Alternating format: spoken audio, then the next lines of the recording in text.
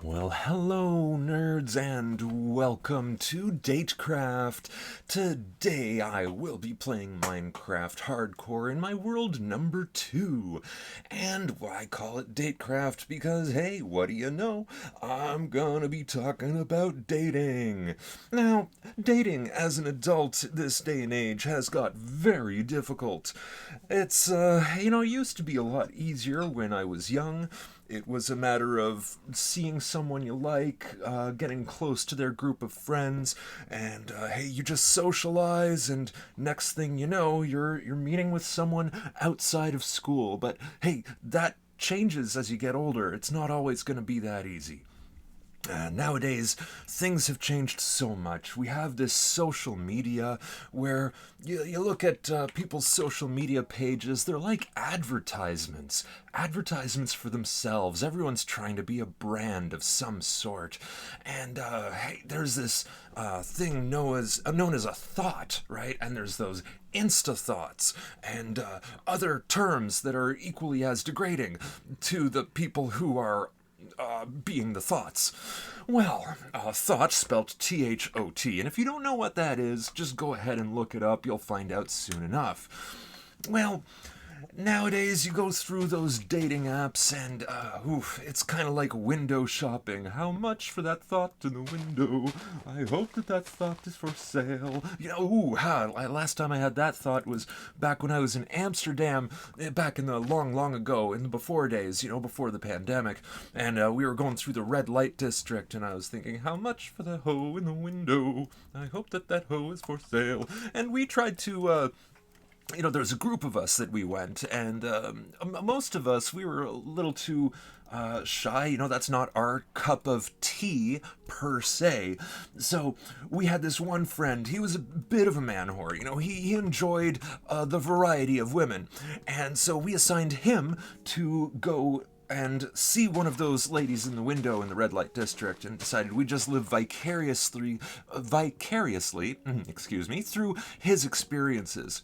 Well, the first night we went there, he was like, no, I can't do that after all the mushrooms I ate. So we planned it for the next night. We walked up and down the strip. We were offered all sorts of different things, like, hey, do you want to buy this? Do you want to buy that? I don't think I'm allowed to say those things here on YouTube. But we decided, no, thank you. We can get enough of what we want at the local coffee shops, if you know what I mean. And everything else, well, we just didn't trust it from the people who looked like that trying to sell it on the street. Anyways, we declined all those offers, and we commented on the ladies, saying, oh, that one is sped up, if you know what I mean. That one looks like she is down, if you know what I mean, and not that kind of down. Not like the, oh, she's down, but more like, that's down.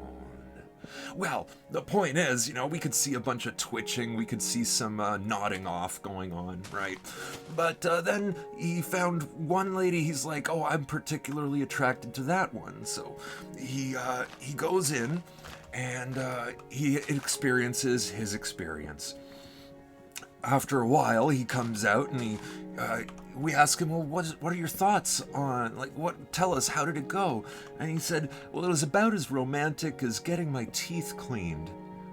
Well, he went on to describe the experience. It was very interesting. 50 euros for 15 minutes of hand and head with a condom on, and the most interesting part to us, though, was that there was a towel involved with a hole cut out, and the towel was laid down on the customer before business was begun.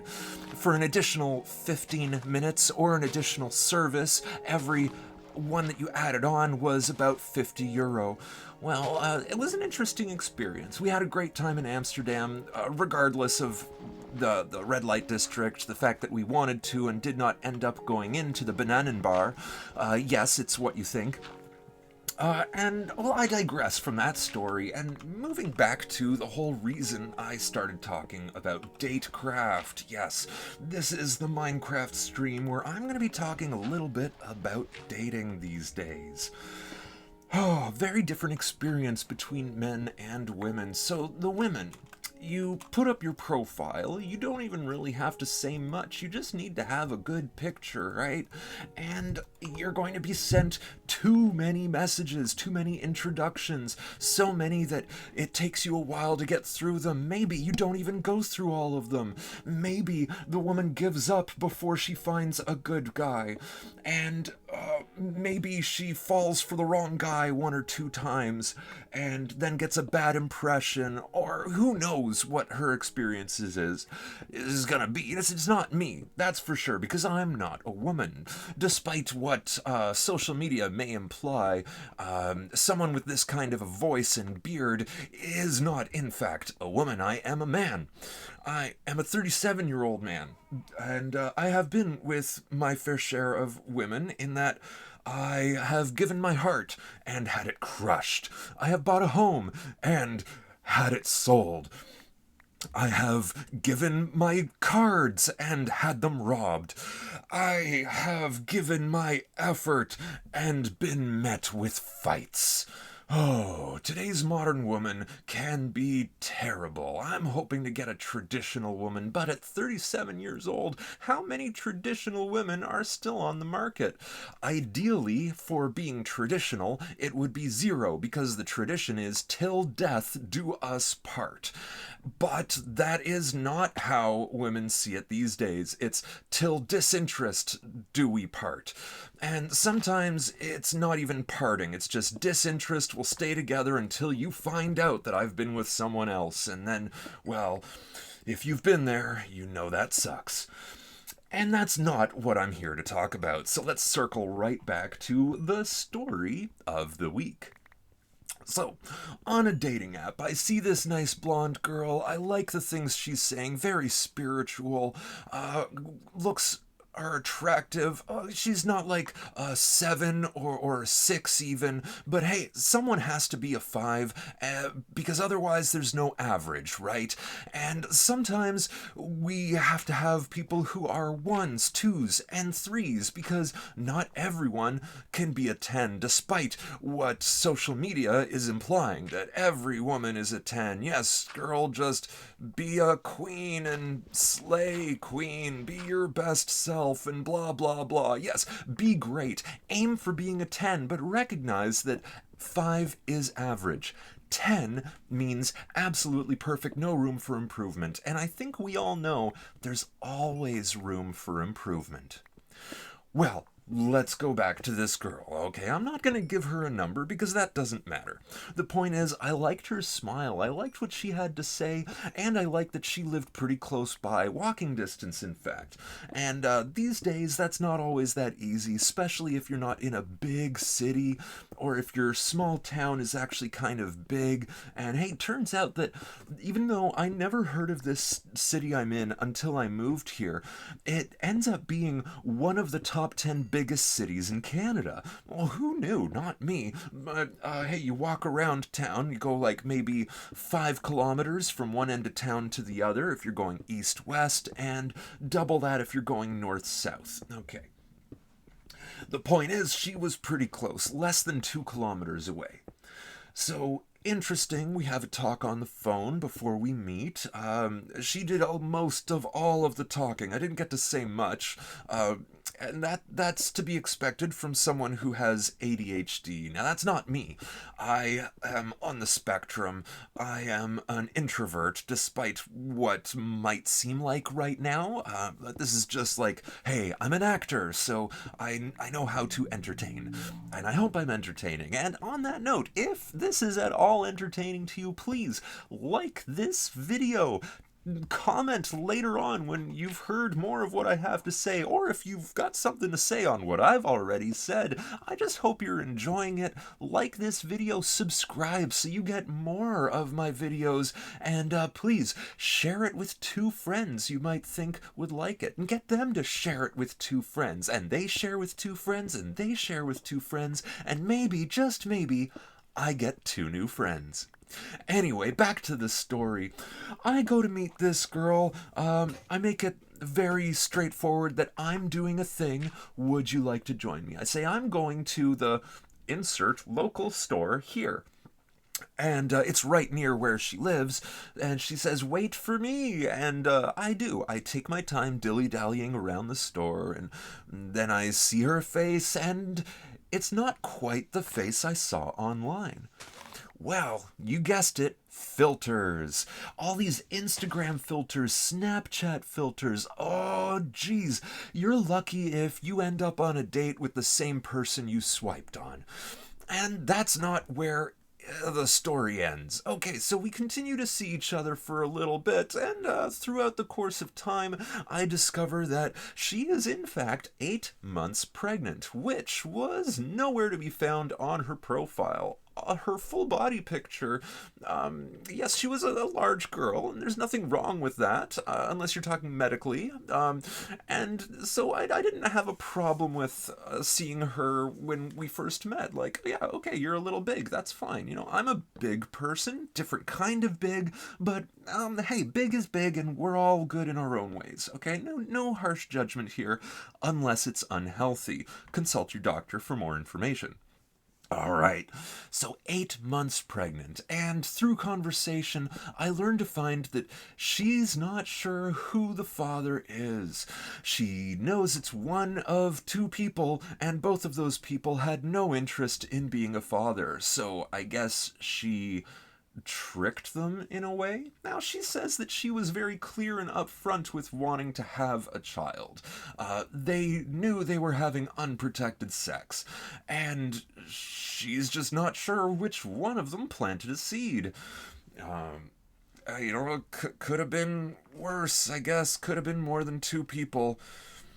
The problem for me, though, is I don't want to raise someone else's kid.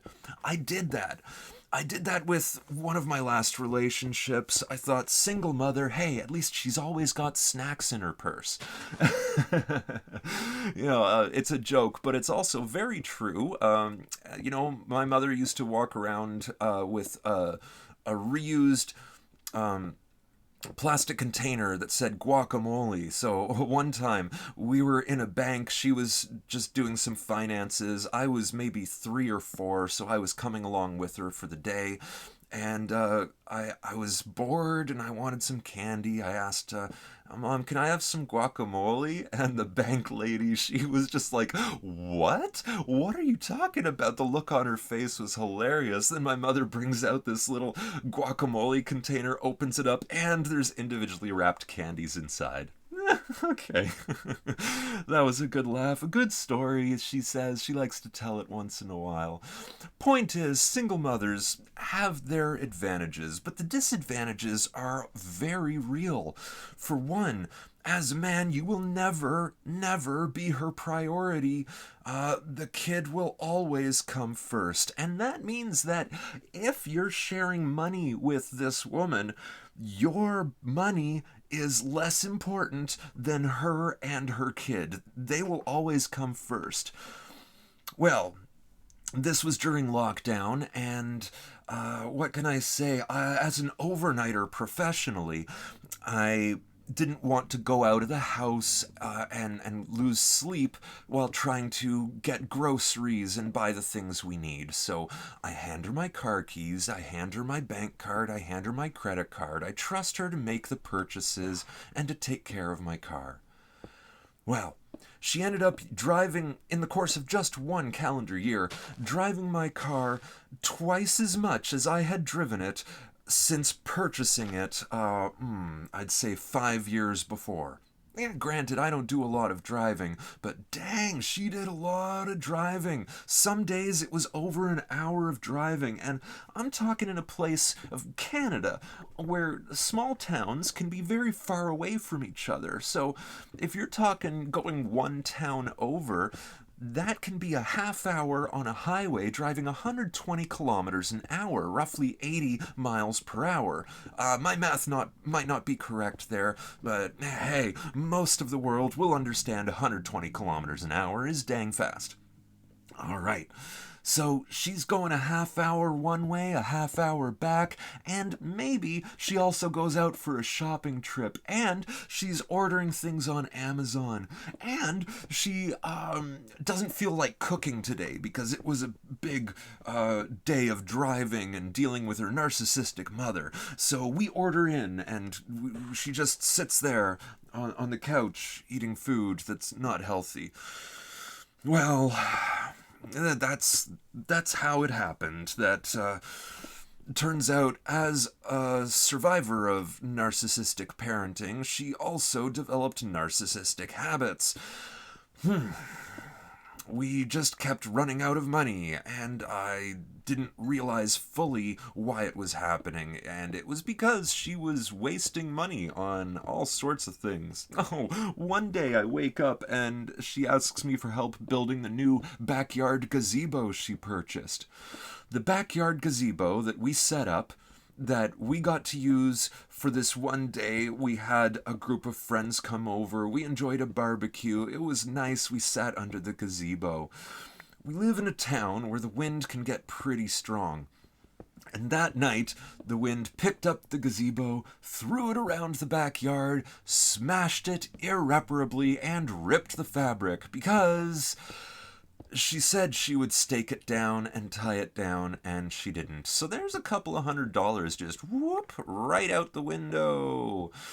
And that's not even where it ended. Some things that I was supposed to be purchasing, she said she'd put in the order for me because she had the card, and so she could put in the information, make the order. I say, where are those headphones that I wanted? And she said, oh, there's been some trouble with the shipping. They said that it'll be delayed. And I'm like, okay, it's COVID. The Ever Given just got stuck in the Suez Canal. And if you know anything about that, it was funny enough that I could laugh it off and just let it go. Fine, that's okay. I'll get those, what was it, Samsung Bluetooth earbuds, version 2 or something like that, in blue. That's my color. And they'll come eventually. Well, turns out no.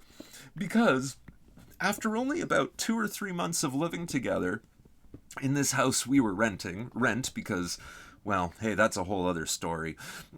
Rent before you buy, kiddos. You don't want to go through a mortgage just to end up selling that house. But that's not the story for now. Reverse just a little bit, and we get to... She started to hate me, but both of our names were on the lease for the house, and so both of us were financially responsible for continuing to pay the rent. So she knew that if she told me how she felt and broke up with me, then I might stop paying her rent. So she had to keep taking advantage of me because, that's right, she had no job. The modern woman doesn't work. They live on the dole, especially if they've got a kid. Oh, single mothers. That's 2 red flags right there, I gotta say. Anyways, she started to hate me, but didn't want to admit it, so instead she just emptied my bank account, filled up my credit card, and began emotionally and psychologically torturing me, on purpose. It seemed like we were just having disagreements, and that maybe it was me overreacting to something, and that was fair because, I'd been through a lot of trauma in my life, especially the girlfriend before, the one I refer to as the betrayer. That's the one I had the house with. 5 years our mortgage was up for renewal when I got her to buy me out of the mortgage. Well, shortly after that, she ended up having to sell because she couldn't afford to continue paying the mortgage. She tells me, I think I made the biggest mistake of my life. And I'm like, yes, you did. Goodbye. Because there's a certain point, if people violate your trust, be careful who you let in your social circles is what I'm saying, because there's no going back after a certain point. Anyways, after dealing with the betrayer, I was traumatized in several ways, and that's ignoring all the trauma I went through in my youth.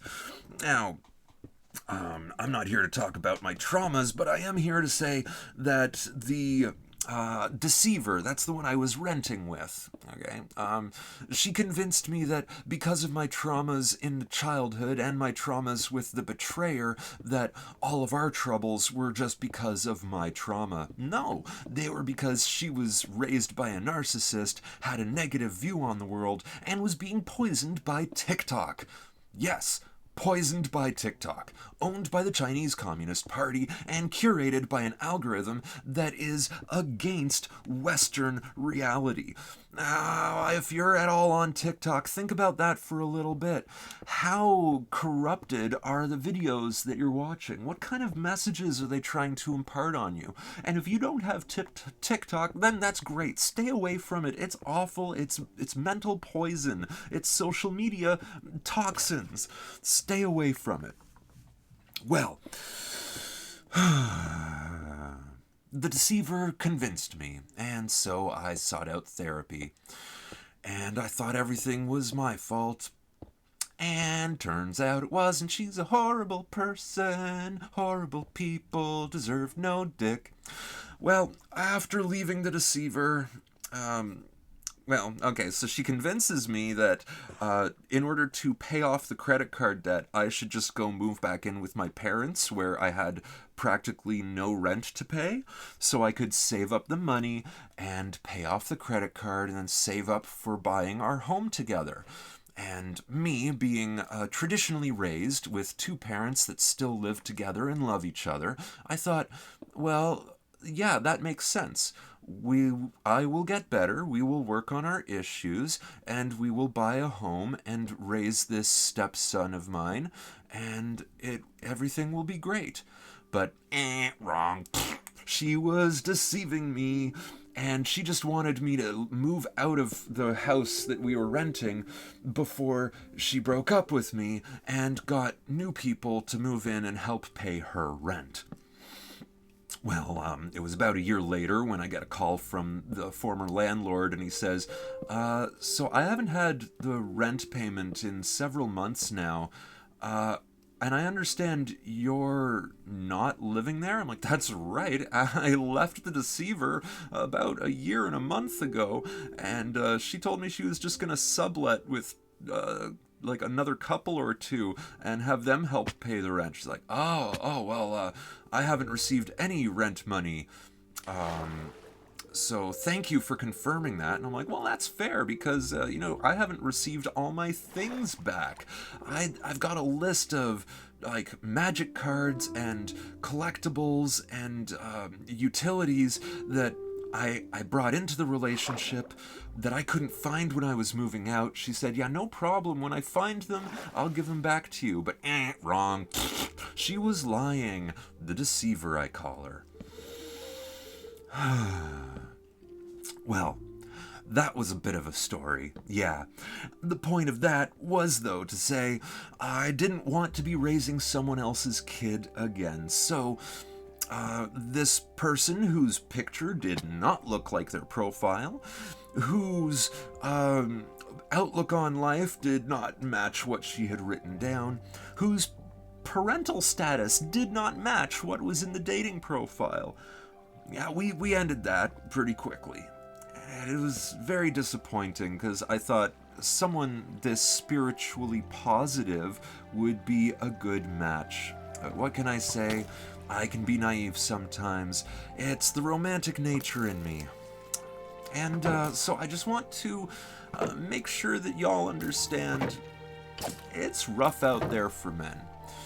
You see a lot of insta-hoes on these dating apps. Stay away from them because they're just using this to advertise their brand, advertise themselves, and they're using you as a stepping stone to get to the next best thing.